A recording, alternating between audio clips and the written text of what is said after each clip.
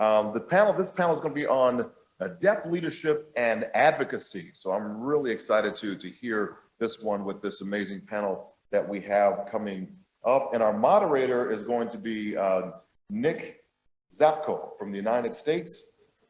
And where's Nick? Is Nick in the room? Of course, yeah, this is my new best bud. So wait a minute, hold on 1 second. Got to do the prompters. I just didn't see you sitting over there. And Nick is now my best new friend forever. She is fueled by Folgers and a great passion for the deaf community, whether working with novice interpreters at Story Blend, ASL Language Immersion Theater Workshop, or working as a program manager in a large corporate training department. Leadership and a genuine love of people shine through, and you can definitely tell that with Nick. Accomplishments include receiving the most active and visible Minnesota Artist with Disabilities Award in 2009, and Training Magazine Emerging Training Leader National Award in 2015. Currently focuses is distance learning opportunities for interpreters. That's, of course, we got COVID going on too, so that's a good booming business right there. And interpreting for statewide emergency briefings, connecting with individuals through language and mutual understanding. Please welcome Nic Zapko.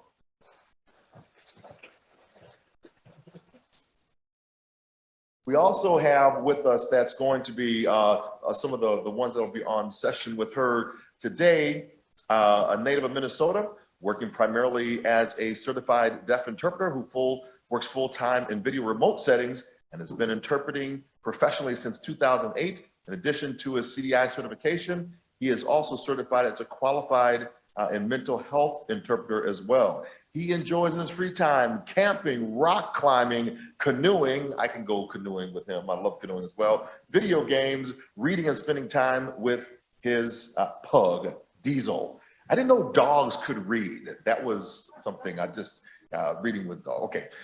Shawn Bryson, please welcome him as well as he comes for the panel. Okay.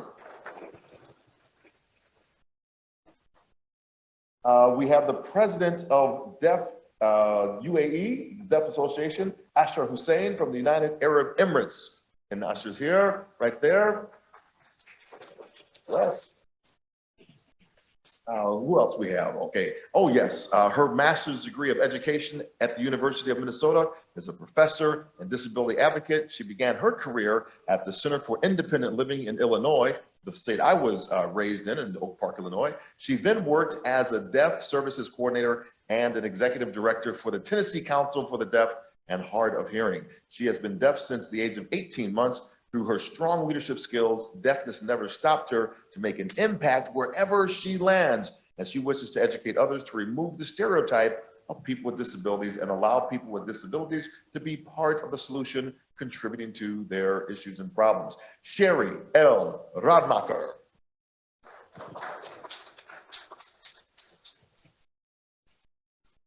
He is from Jamica, man. American passionately advocates improving education and communication access for all deaf individuals. After working in the deaf education in Kingston, he moved to the United States and earned his bachelor's degree in communication. So we share that as well, as I am in communication also. He began training interpreters, assisting to improve their sign language and interpreting competence. As a certified deaf interpreter in the community and courts, he sees the need for deaf individuals to have better access to information in sign language. And I think he is a skier. So he's from Jamaica and he's a skier, likes the wintertime. So there you go. We're gonna welcome up David Lee Raymond from Jamaica. And let me see, I know I have one more in here, so I wanna just kind of push this out, go up there. And we also have, I think the final person we're gonna have coming up has been a deaf teacher for over 20 years in Haiti, Friedland School for the Deaf in Israel. He has a passion for teaching and advocating the rich diversity of deaf, hard of hearing, and deaf students with different disabilities. He has gotten his bachelor's degree in special education and is continuing and currently earning his master's degree in art therapy with the goal of helping children with disabilities as an art therapist. He knows 7 different languages and is well-traveled around the globe, meeting new people, trying new cultural dishes, and learning new things about deaf communities. Cherti is with us today. So without further ado, let's get this panel on the road. Take it away, Nic. Welcome to this deaf panel. I am so excited for you to hear from the panelists. You just heard all about their individual backgrounds and how diverse and amazing each person is. Of course, they are all deaf, as am I. It's a disability that is not noticed often. We'll talk about our experiences when we travel, how we overcome barriers. I'll throw out some questions and have our panelists take some time to talk to you about their insights. I have an interpreter here taking the ASL that I'm providing and translating that into English for you. So you may have some delays in our communication because we have simultaneous interpreting going on.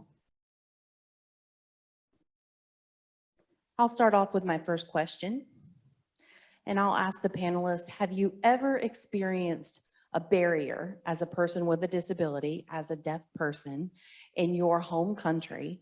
And if you have, could you tell me what it was? Okay to stand up? Okay. So hello, everyone. I am Sherri. A few years ago, my husband, Jeff, had a hard time breathing. It was Christmas Eve. He was having a hard time breathing, and I didn't know what was wrong. He was telling me he couldn't breathe. I had to work to get him up. We live in a very rural area. It was easier for me to take him to the hospital than to wait for the ambulance to come. He was having trouble breathing. I was extremely worried. We arrived at the hospital, and we got to the emergency room, and the door was locked. We thought, what? Why is the emergency room closed? Both of us are deaf. And so I ran around to the windows. Everything was dark. I was banging on the windows. I was screaming for help. And I finally saw somebody moving back and forth. And so the emergency room door was then open, was able to be opened. And I was screaming to get somebody to come and help us. My husband was unable to breathe, and they came along with a wheelchair. My frustration was mounting.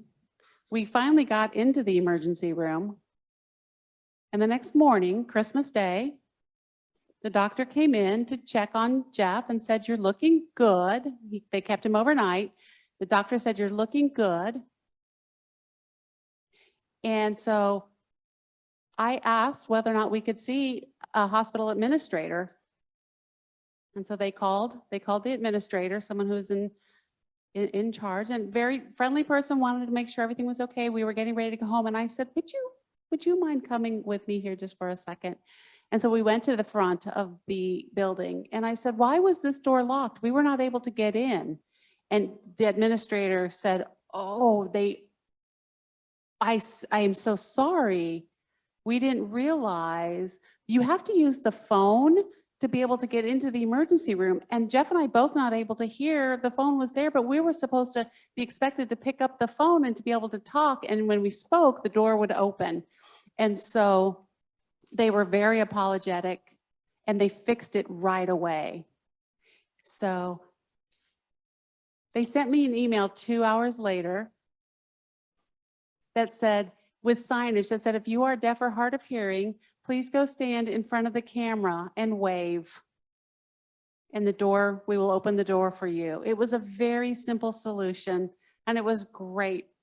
Key being communication, and communicating together is what is important. It wasn't a case of me having to complain or make a fuss. It was more a sense of us being able to just have some simple communication and to be able to enjoy Christmas when we got home.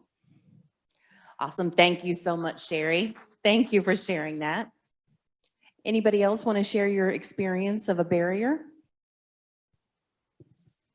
Hi, everybody. My name is Asher. I'm from Pakistan, but currently live in Dubai. I've been here for 15 years now. I have experienced barriers specifically with employment. When I have gone to interview, interpreters are not provided. I have tried to interview through other means of communication, but it doesn't always work. At one point, I brought my father with me to my interview. And I was told that I had to wait for a couple minutes.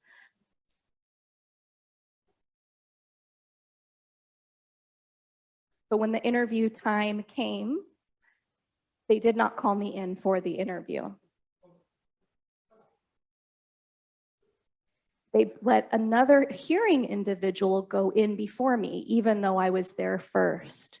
I even showed them that I had been waiting at that point for 2 hours. The response was that they were busy and that they couldn't help me. I went to the police station afterwards here in the UAE and explained that I had been waiting for 2 hours for this job interview. And because I'm from Pakistan and an immigrant to the UAE, the police department was unable to help me. And it was definitely an issue. And that's not the only time I've faced that. I have constantly faced barriers when it comes to employment. And I do want to work. I have skill. I have skill and training in accounting.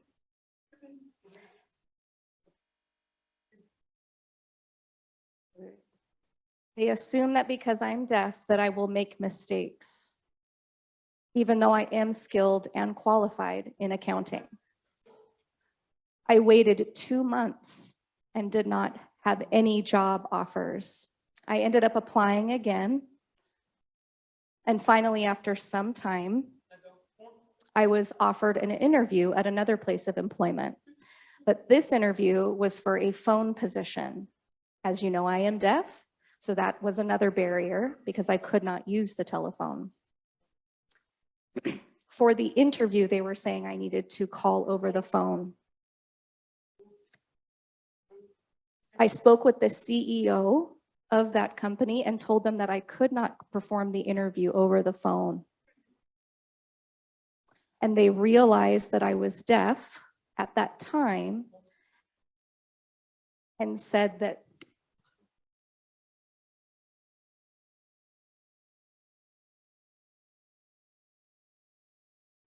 they told me that I was not going to be able to interview for that job because I could not use the telephone. The CEO was not willing to make the accommodations necessary because of the need to use the telephone in that position. So it's been a challenge for me. Specifically as a deaf person, interpreters need to be provided in the workplace, but you often don't have that. And so I continue to try and do my best despite the challenges.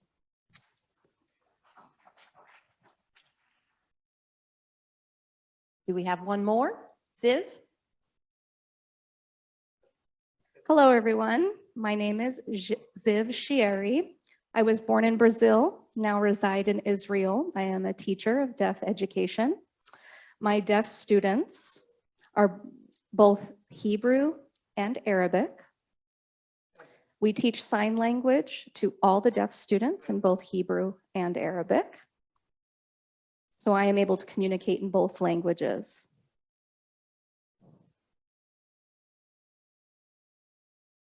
I'm currently working on my master's degree in art therapy and have faced several barriers.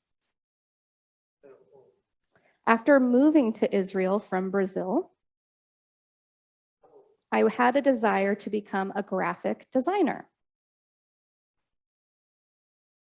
In the class, there were several deaf students, but they used what's called the oral method. So they spoke for themselves to communicate. I do not communicate that way. As class continued, the teacher told me that I needed to communicate in the same way that the deaf students were in the classroom. They did not want me to use sign language. This was a struggle for me because that's not how I communicated. The teacher then told me that unfortunately I would not be able to continue in the class. I continued to ask for an interpreter to be provided so I could take class in the way that I communicated. I went home that day, came back the following class session, and again asked for accommodations, asked for help. They actually did end up providing an interpreter in the end. And from that experience, I actually excelled ahead of my other deaf classmates who were not using interpreters. And so the school system realized the value of having an interpreter in there for a deaf person like myself. And I have hope that other deaf students like myself who go to university in whatever degree they want to study can have opportunities for getting an education with an interpreter. And this is Nick. David Lee, would you like to share? Yeah, I don't know if all of you are aware, but America has a service called Video Relay Service, and it's a phone that you can use to use a video relay service. So you'll have a phone number, and if a deaf person wants to set up an account, you have to actually set it up with a VRS number. So they send you a phone number, they send you something to verify, meaning every text, they text you to verify your VRS number. So it seems as though the system is not set up for deaf people to be able to receive those texts, but at the same time, you have to call through VRS.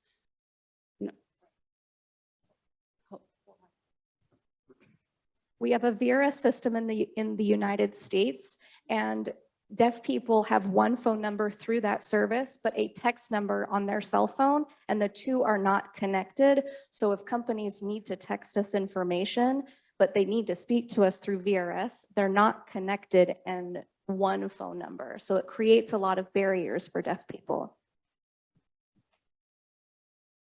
So America's very progressive. The VRS service is really nice. It's a great way to be able to connect with hearing people who don't sign. But it's one more thing, and one thing that we recognize is that it's not equal access to what hearing people have, because we need an additional phone number. So there's a barrier right there. If we want to be able to have text verification coming through, we've got two separate phone numbers. So for deaf people to be able to access the same types of things as hearing people do, we should only have one phone number.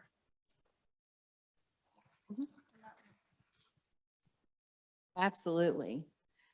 Now, I was sitting watching the panel that was up here before us, and one of the questions was intriguing to me that I'd like to ask our panelists.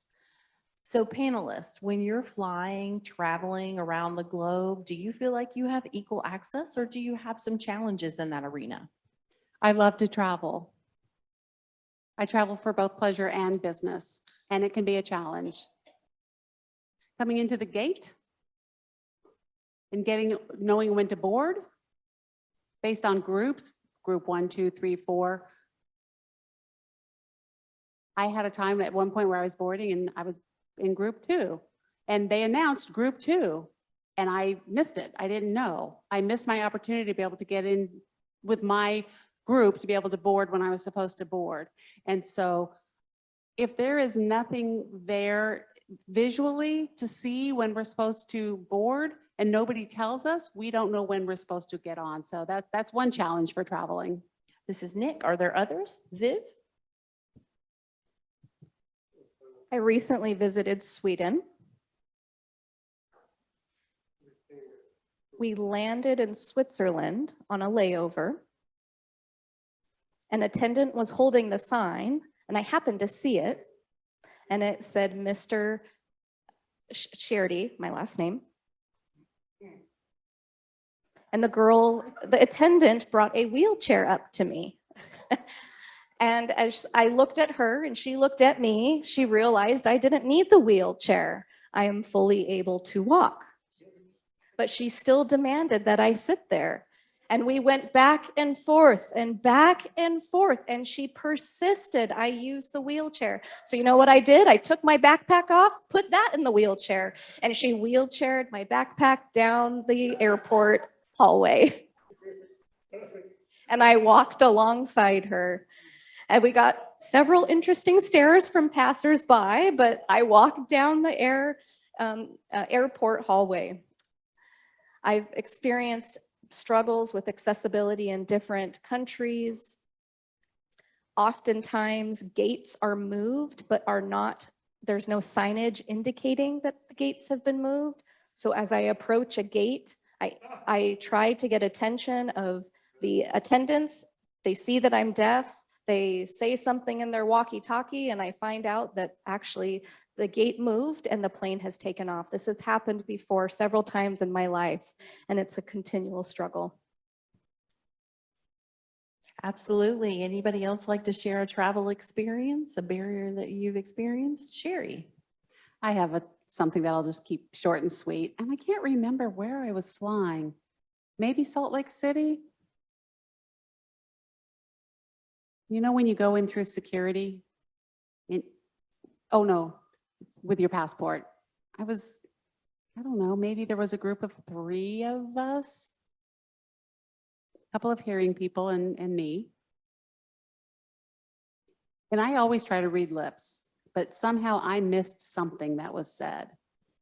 And they said, well, I thought I missed something. And I indicated to them that I was deaf, and they said, oh.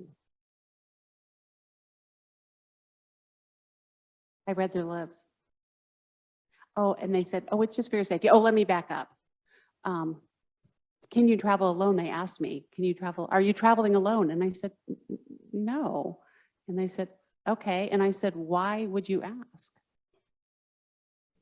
Well, and what they said to me was, it's just for your safety. And that is enough to really start to get my blood to boil. And I got home and I made a phone call, and they said, oh, no, no, no, no. They really tried to kind of cover up what was going on. I said, oh, no, no, no, no, no. You are treating somebody who is deaf differently than you are treating your others, and less than equal. And so they did follow up with an apology. And I said, please make sure that your employees understand that we are no different, no less, no anything different from anybody else that travels through your airport. And it was not an appropriate question. David Lee. So now even worse with COVID and the masks. I'll have to text something on my phone to show the person who's working at the airport. And even with their masks on, I expect them to text back with me, but with their mask on, they just keep talking. I mean, and I've got paper and pen ready to go, and the challenge is probably doubled or quadrupled because of the masks. This is Ziv again. Coming to this expo, I could see there are dancing festivities out in the pavilion area, but there is no accessibility. Some of the employees here wear masks. I ask them to pull their mask down so I can read their lips, but people are not always willing. So even here at this expo, there are some accessibility issues. Absolutely. And this is Nic. And like Ziv said, we have a pre-COVID, right, atmosphere of barriers that we're used to experiencing over time, and all of that. We've gotten used to those barriers. And now with the pandemic and with COVID and all the masking, we have really a deepening of those barriers. We really depend on facial expression, the intonation you hear in someone's voice to know if they're angry or happy or sad. We see that on each other's faces. And if half the face is covered, we really can't see that. If you're talking to someone and you get the drift that they really don't want to be bothered, then you just continue talking with them. We're losing that ability to make those decisions when we communicate. We're really dependent on facial expressions. Are you okay? Or no, you shouldn't do that. Or I'm very sorry. Just feeling connected with one another. And the masking during the pandemic has made it really difficult to connect. We feel much more disconnected than we ever have. So I hope that the pandemic will resolve one day and we can go back to where we were, right? Square one with the barriers we had pre-COVID and start again. But traveling and accessibility for traveling, people are very willing to help and very friendly. I will say that. People are aware. You know, oftentimes it'll say deaf on the ticket and I'll explain that my name and I'll tell them my name and my experience has been that when traveling, it's pretty friendly. This is Nick, right? With time and exposure, things do get better little by little. So next question for my panel. You've grown up with a disability, with deafness, and you've experienced barriers, but was there a turning point for you? A moment where you gained a tool, were inspired to continue to fight, to continue to break down barriers? What was that moment where you decided to roll up your sleeves? Was it a specific person? Was it an experience? What was that inspirational moment for you? This is Ziv.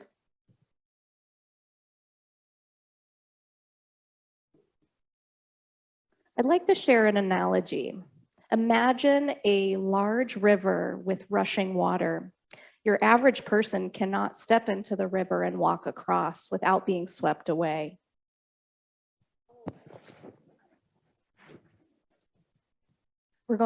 Sorry.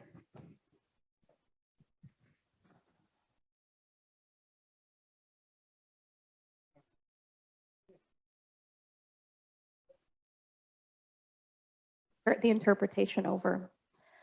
Like I said, imagine a river with rushing water. Your average person walking across the river, can they navigate it? Do you think so? If the water was rushing rapidly, can any person walk into the rushing river and make it to the other side? Why not? With that in mind,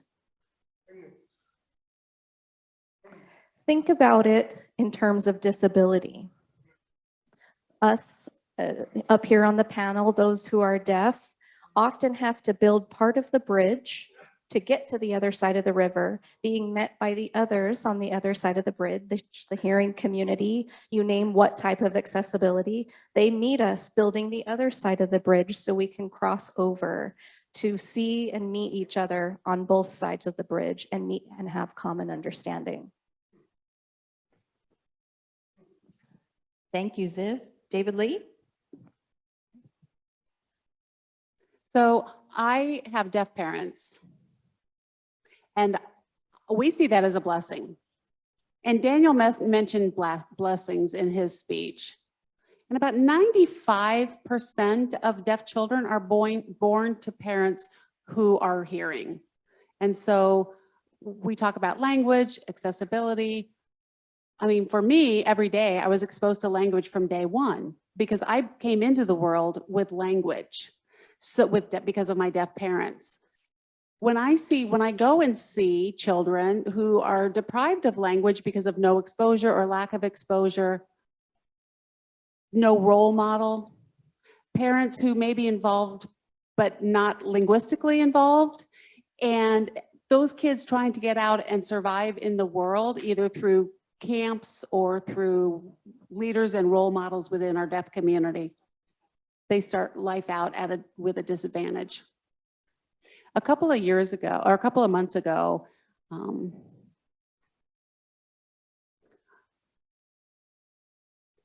schools for the deaf. Wait, sorry, I was still on.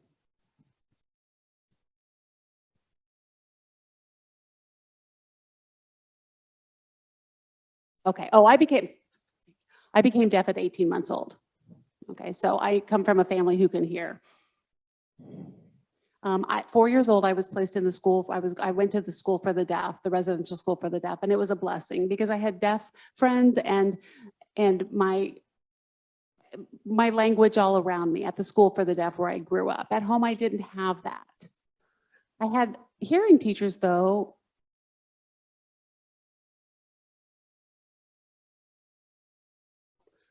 I thought that when I turned 18, I was just going to die because I didn't see any deaf adults. All I had were hearing teachers. So during my time growing up, I went into high school and there was a deaf adult. I had a deaf teacher in high school and I thought, okay, I'm not going to die at 18.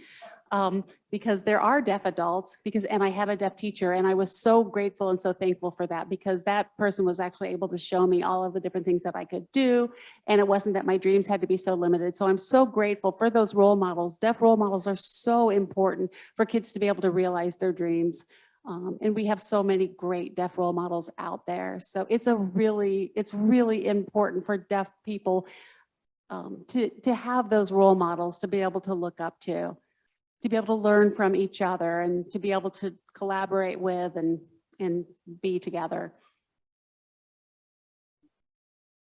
All right, thank you. Ziv, you have more to add?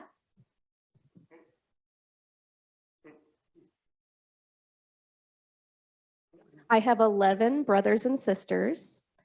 6 are hearing and 6 are deaf. So I came from a big family. We lived on a farm, and across the way there was a public school. My older brothers and sisters went to Rio for school. I was still small at the time. And the sign language we used at home was not formalized. We made up the signs we used. So as I grew, Mom taught me what I knew at home. During holidays, my siblings who were deaf would come home, and I was dying to see what they had learned and have them share it with me and learn from them. And it was from that I continued to pick up sign language.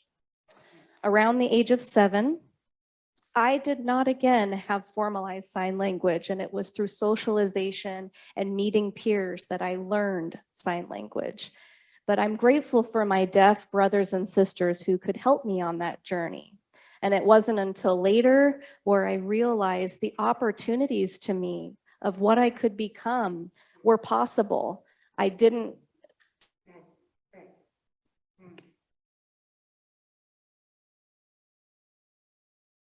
There were many hearing individuals who told me throughout my life that I couldn't do things because I was deaf, that I would never be able to hold a job, I would never be able to get an education, that I would stuck in an entry-level job, but being a carpenter.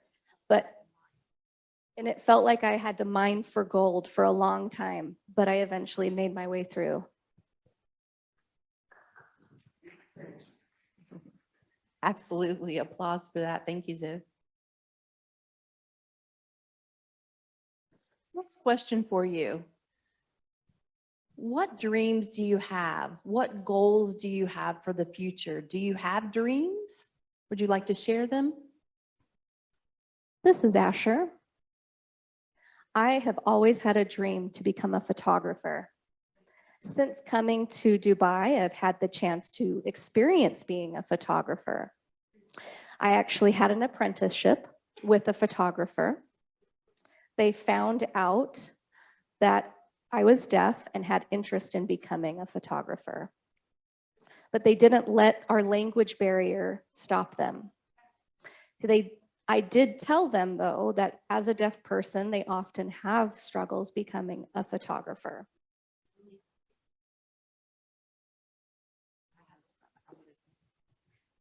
Let me back up.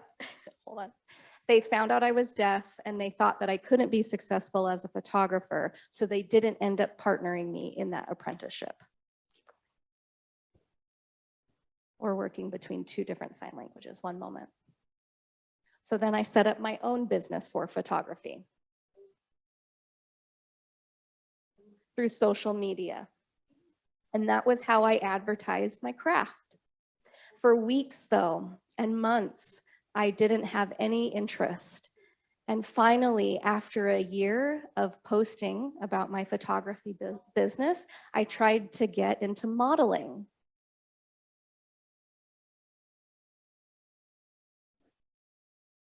One second. Models found out about me and wanted me to take their pictures.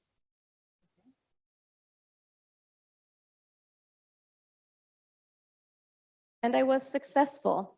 And that has been my experience here in Dubai. and I'm able to be a professional photographer. I don't know if that would be the same experience in other countries, so I'm very grateful to be here and gain experience as a photographer. Here, to be a photographer, you have to have experience, but in order to gain experience, you need to be given experience. So, Beautiful. Thank Thank you, you. Asher. Anyone else? Would you like to share your dream that you have?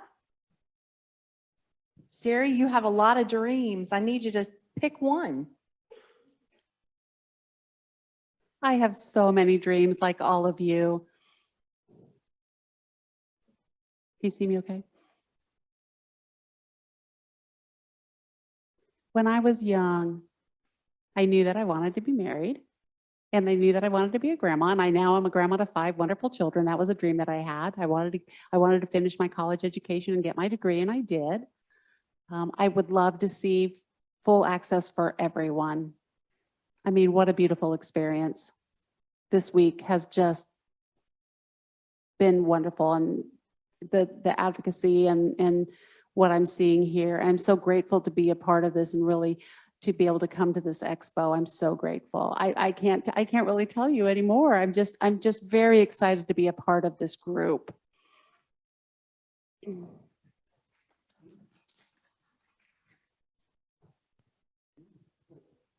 this is Zib. I have traveled to many countries across the globe. I have seen poverty and I have seen riches.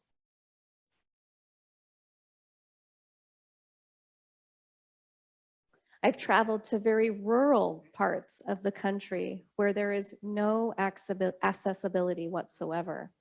And I find inspiration in helping children in those communities. So my dream for the future is to continue to rise up those generations who don't have access, who have more challenges than others.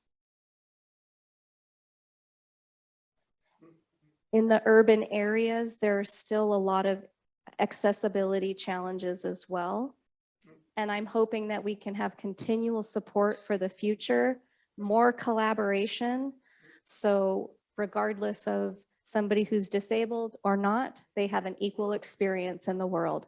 Keeping my fingers crossed that we have change in the world and a better future. Thank you. And David Lee. Yeah, I've noticed there's been a change now with technology and hearing people being more interested. And so dreams that I look forward to is that seeing 1 or 2 deaf people involved at an executive level. To be there, to be involved in those conversations and to have more experience to be able to share with others the specific needs for the deaf. That's one of the dreams, that is to see more deaf people involved at an executive level. Absolutely. Thank you. And Shawn? Hello, everyone. You can look behind you on the screen if you can't see me, Ziv. I haven't had a lot to say up here on the panel, and I'd like to tell you why. I'm from a multi-generational deaf family. I grew up seeing a lot of frustrations and barriers my mother went through as a deaf person. I went to a mainstream school. I went to the school for the deaf. I've had lots of experiences that I've taken into me as a person, taken to heart. I have life experiences of my own and barriers I've faced, and those are important. But really, I don't just carry the weight of that. I don't carry the weight of my own experiences. I carry the weight of those around me as well. I work in the video remote interpreting industry, and I'm surrounded by deaf interpreters, but I see people's experience and what they go through from birth to death. Whether it's illness or health, their life experiences, we see them, we're in their lives. I also have other hidden disabilities. I'm bipolar. That's something you don't see. One thing that a secret that I keep really. I may be very sad, then I may be very high.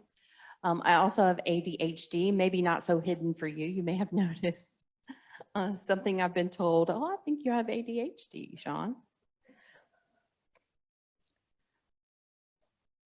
I do struggle with grief because of the weight of those experiences. I feel a loss for the ability to express myself fully. People who are deaf, we may be different from others because we are exposed all day long, almost like the desert, where it looks like there's nothing there. But when the sun goes down, life is there, and a wealth of knowledge and a wealth of life. And that's kind of what happens to the deaf community. During the day, we may not show it because we have to live among people who can't communicate with us. But during the night, when we're amongst each other, we're different and we're alive.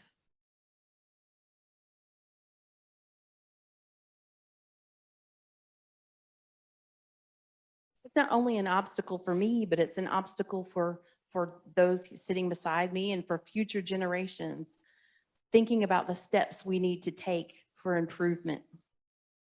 All of the disabilities that I have are labels given to me, and I've got to figure out how to use those labels to enlighten people, to give them different perspectives from my view, from other people's view, from other disability communities' view, from people who are deaf, deafblind, CP. I've had the opportunity to work in and among all of these groups. You are all here from all over, places across the globe, and we're partnering together in this idea of inclusivity for people with disabilities. I know I'm not alone. For me, on a positive note, I look at us as people of strength, giving our experiences, our barriers, breaking down obstacles. We are benefiting others by what we've gone through. I know that we are. I'm sorry, I just wanted to share.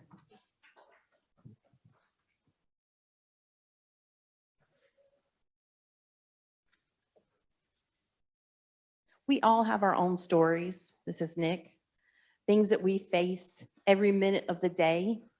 Life's not easy, but we do a good job bluffing. People who are deaf, it's not an obvious disability until you try to communicate. If we have to talk with someone and pass information, when someone tries to talk to me and I let them know that I'm deaf and I can't hear them, sometimes I'll have somebody just run away and not even try to connect at all. Really, we want to reach out. We want to work together. And that was a missed opportunity. People frightened who aren't willing to face that opportunity to communicate leave us out. And maybe they haven't been exposed, and we can't give up. We have to keep up the fight. We have to say it's okay to try to communicate with me, and I'm here and I'm patient and I'm willing. We have a little bit of time left, and I know that you might have questions for my brilliant panelists up here. You might have questions, something you've always wanted to ask. We're open to them. Anyone want to ask a question to the panel?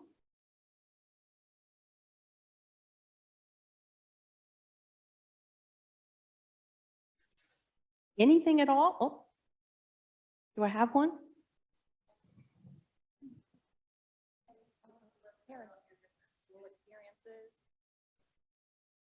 Did you have good experiences in school, or were there challenges there?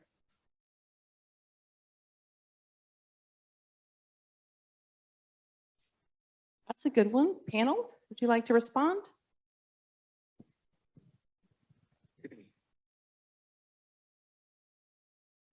I went to the Rashad C. School for the Deaf and Blind.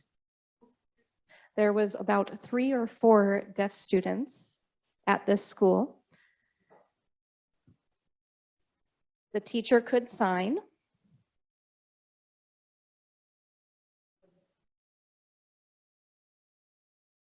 we did not go past 7th grade.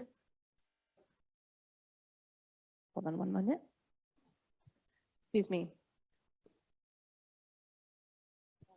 We only continued in that school for 7 months. And after those 7 months, I was stuck.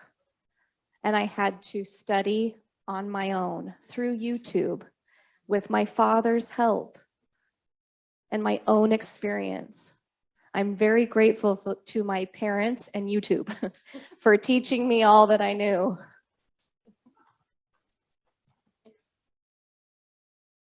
David Lee. Yeah, I faced 3 different challenges in school. First of all, I went to the school for the deaf and it was wonderful. Everybody communicated in sign language. I was able to get along. In the classroom though, the teachers were not fluent in sign language. They were very disfluent in sign language. And so they would speak in English and kind of do this English-like sign language. And so people would pass them with a certificate and move on and either, go and get a job. And I said, they were saying, oh, because you're deaf, you can't. And we had to fight. I had to fight. And finally, we were able to get a test to be able to qualify, to be able to move on. And then in high school, because there was no school for the deaf, specific school for the deaf, no core courses, I was actually in a public hearing school.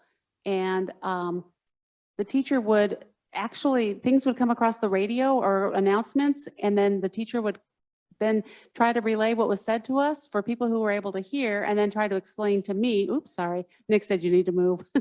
And so it would be, I would have hearing students listen, the hearing students would listen for 2 hours in class, and they would give me the information that I needed. They would get what they needed, and then after class, I had to do it all over again and have it explained to me. So I then went to college. And using interpreters in college, oftentimes I would have to meet the interpreter to see whether or not that interpreter was qualified to be able to interpret for me in the classes that I was taking. So not only did I have to kind of monitor the teacher, but I had to monitor the interpreter as well, because there was an added responsibility I had to take added responsibility and added burden in terms of my own education. All right, Ziv. When I entered the university, I was among many hearing peers. I was the only deaf student with an interpreter. However, before that time, I relied solely on communicating through text to communicate with others. I was on my own. I would often have to sit next to a friend or a classmate who could help me. I could look at their computer as they took notes, and I would look over to the other desk of the student next to me. Then afterwards, when they took notes for me, I would review what notes they took from the class lecture. That was very, very challenging.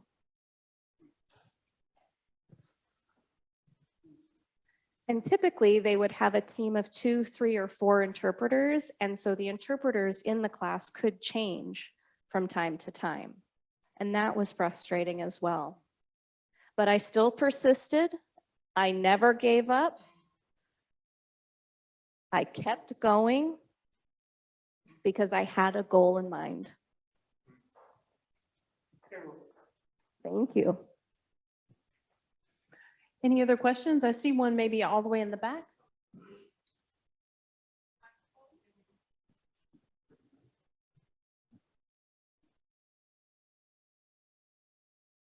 Nowadays, the availability of TV series and movies online, we can always have them with subtitle. But what was your experience growing up?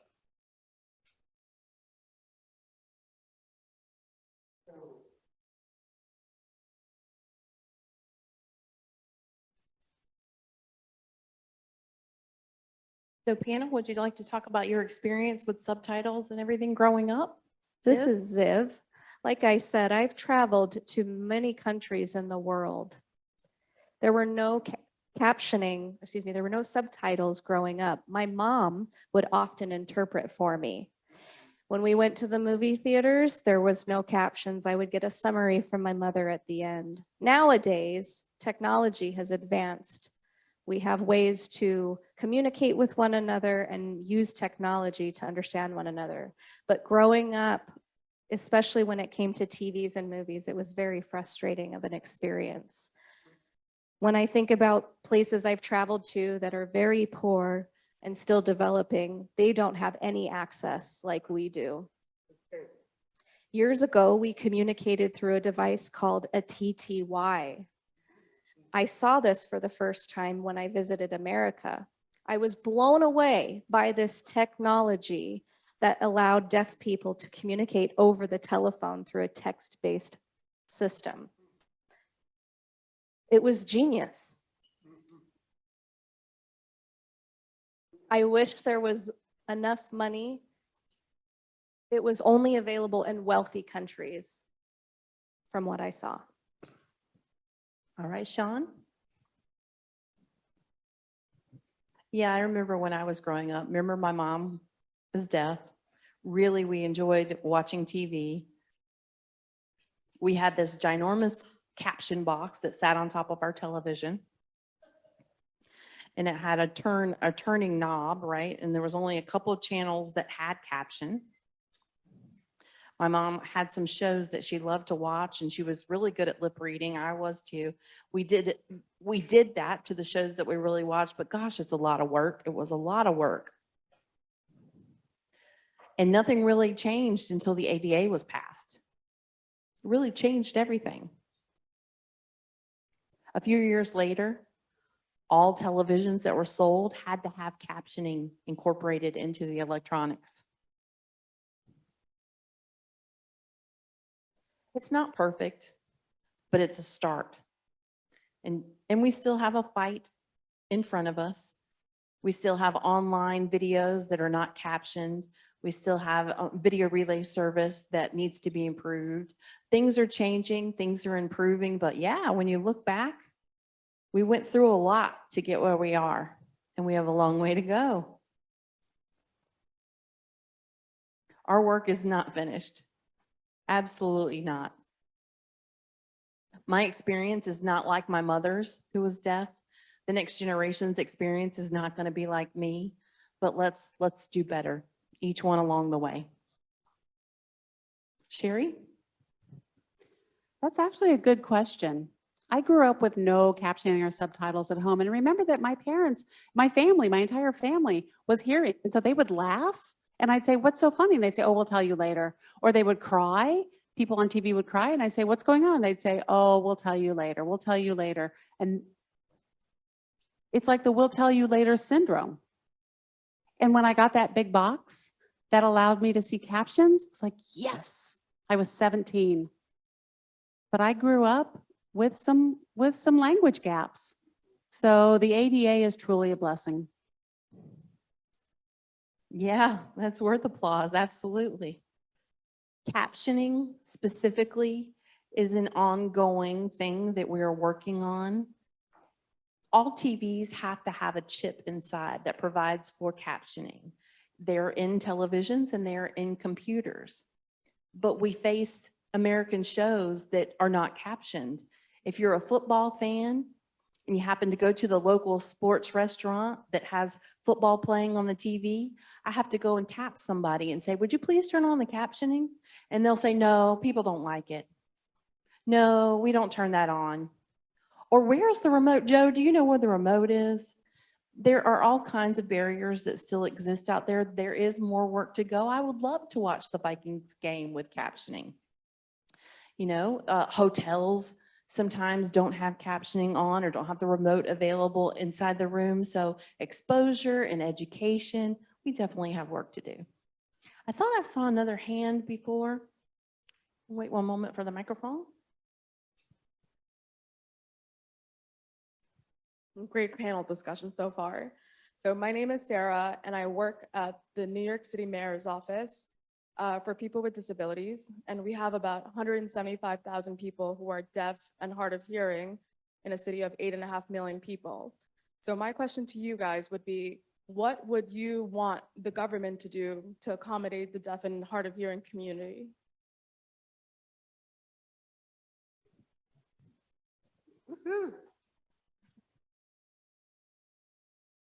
We're just gonna make sure everybody got the question. All right, panel, you ready?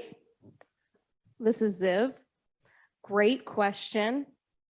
And it's not an easy answer. Again, like I've said, I've traveled the world. If you have money in a city, often little is given to people with disabilities. And you can see the discrepancy in the way funds are divided out for the city. We are often told that there isn't enough money to go around, but when you look at the infrastructure and the buildings that are available to the city, it's hard to ask for money to be allocated to the deaf community or to accessibilities. So that's not an easy fix. It even contributes to our school systems. Captioning for televisions. Interpreting services. These are all things that could help. But we are still very limited because of the funding that is given to go towards these accessibility items. As I've been studying for my master's degree,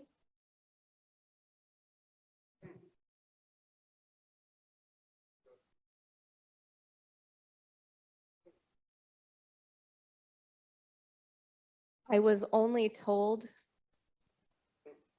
that I could have one interpreter because it was too expensive to pay for more. And that gives me limitations. And so funding is definitely something the government can look into to improve. I'm very proud of Minnesota, my state. It's really, I mean, people who are deaf and hard of hearing and blind have it really, really good in Minnesota. We're very close. We work very closely with the Deaf and Hard of Hearing Commission to provide interpreters for all legislative activities. We have interpreters for all COVID announcements always. And I don't know if you were here earlier this week when Nic was talking about being she's one of the well-known interpreters when COVID announcements are being made by the governor and so forth, so that deaf and hard of hearing people are aware of what's going on with COVID. I mean, and I don't know if everyone has, if the city of New York has a commission for the deaf and hard of hearing, but working with the commission for the deaf and hard of hearing, if you do have one, is the way to go. And that's where the needs are identified. All right. Anybody else? All right. Okay, I think we have time for one last question. Who's it gonna be? Oh. Daniel, wait for the mic.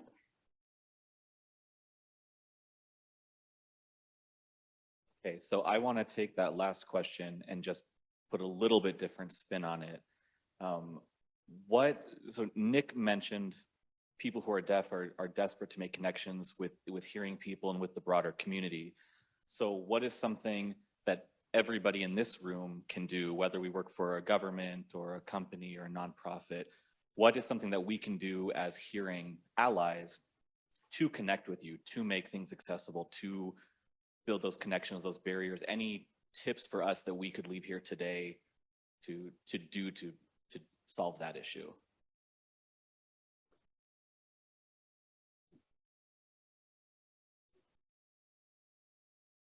All right, what's your advice for the group, panel? A takeaway you would like this group to go home with? Words of wisdom.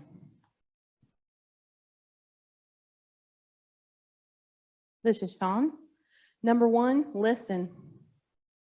Listen to people who are deaf. We're often not included. We're the experts in deafness. We know ASL, we know the language, we pick up from your body and what you're putting off to us. We miss a lot, but we get a lot. And we're the experts. Who would know better than us? So include us, connect with us, be intentional. When you come to the community, we oftentimes see people who come into the community and they come and they're privileged. They want the privilege. Instead of being partners with us. We don't want to be led. We want to work together.